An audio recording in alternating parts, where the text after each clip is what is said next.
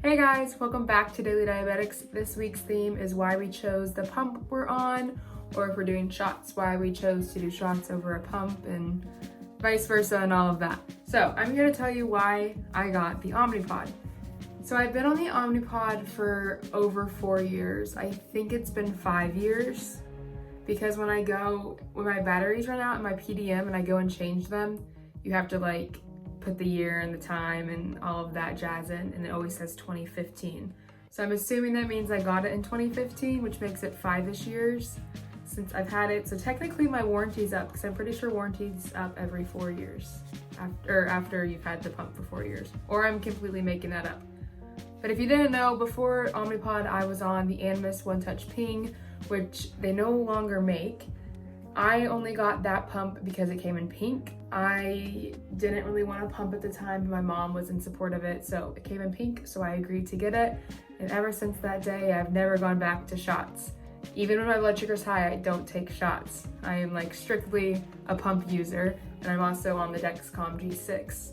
So there's that.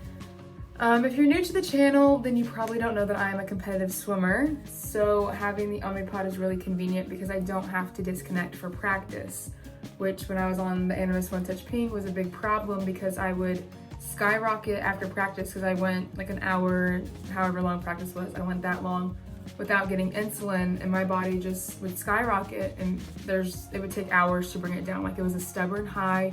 I couldn't prevent it. We tried so many different things.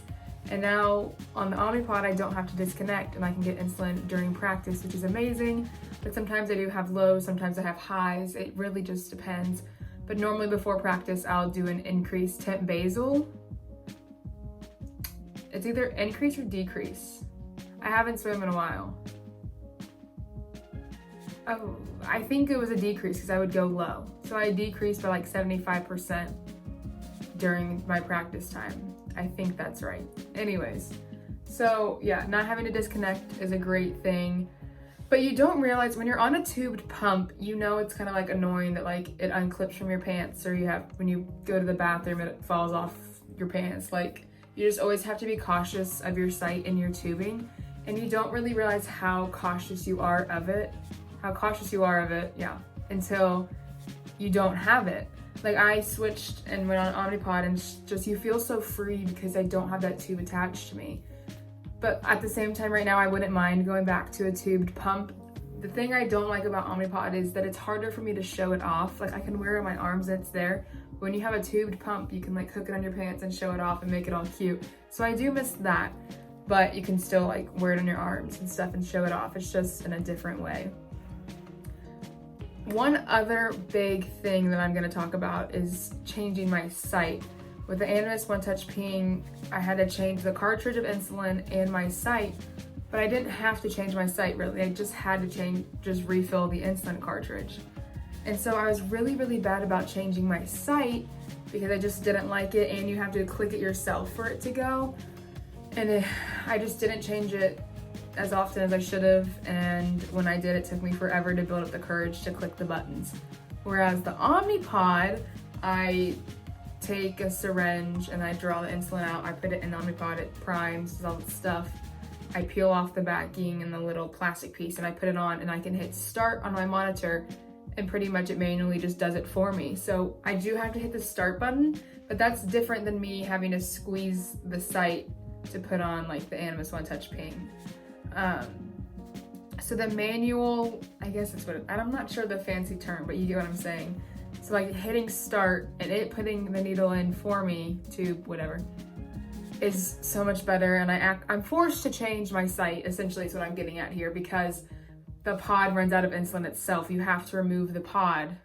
You can't refill the pod that's on you like you could with the Animas One Touch Ping, if that makes sense. I'm making this way more complicated than it needs to be. But the Animas One Touch Ping, I could fill the insulin without changing my site, whereas Omnipod, I have to change my site to get more insulin. I have to change the whole pod, actually. But those are two main things for I guess 3, because the tubing, swimming, getting insulin while I'm swimming, and then the sites.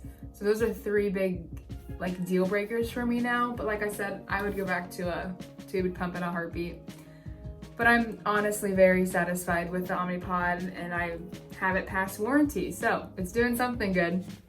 If y'all have any questions or if any of that didn't make sense because I explained that in a very weird way, let me know.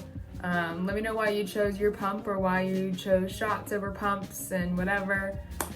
But those are my 3 main reasons why, and I'm sure I have other ones. Hit us up on Instagram. I'm sure I'll post there throughout the day and all my thoughts and whatever. Thank you guys so much for watching. Like I said, comment whatever below. I'll be sure to reply. And yeah, I'll see you guys next week. Bye!